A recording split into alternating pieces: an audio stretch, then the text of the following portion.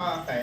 यदि मेरे ऊपर आपकी कृपा हो तो कृपा कर कहिए। तब भगवान श्री कृष्ण जी बोले, हे राजन, हल षष्ठी के समान दूसरा कोई व्रत नहीं है।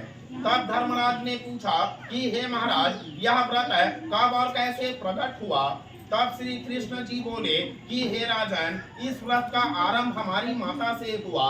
हमारे माता पिता के 6 पुत्रों को कंस ने मार डाला था। तो माता देवकी एक दिन अत्यंत उदास होकर बैठी हुई थी।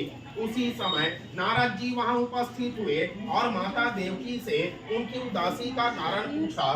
तब माता देवकी ने नारद जी को अपने पुत्रों के नष्ट होने की बात बताई।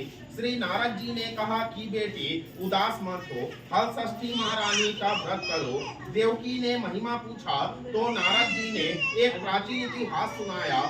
आर्यावर्त में एक महान प्रतापी राजा हुए जिनका नाम चंद्रव्रत था। उनको एक ही पुत्र था। राजा चंद्रव्रत ने एक तालाब खुदवाया, परंतु उसमें जल न रहे, सब सूख जाए। राहगीर तालाब को सूखा देखकर राजा को गाली देकर वापस हो जाते। राजा सुनकर अत्यंत दुखी हुए और कहने लगे, मेरा तो धन और धर्म दोनों ही नष्ट हो गया। एक रात राजा को वरुण देव ने स्वप्न में दर्शन दिया और कहा कि हे राजन, अपने पुत्र की बलि दोगे तो तालाब में पानी आ जाएगा। राजा ने मंत्री व सभासदों को रात्रि का स्वप्न सुनाया और कहा, तालाब में पानी रहे या ना रहे, पर मैं अपने इकलौते पुत्र की बलि नहीं दूंगा। इस बात को राजकुमार ने सुना और कहा, मैं स्वयं बलि हो जाऊंगा, जिससे मेरे पिताजी महाराज को राहगीरों की गालियां सुनने को नहीं मिलेगी तथा मेरा और मेरे पिता दोनों का यश होगा।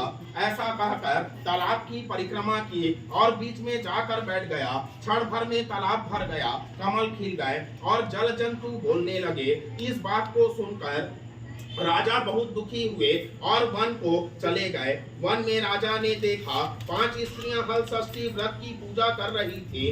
राजा के पूछने पर उन्होंने व्रत का महत्व और विधान बतला दिया।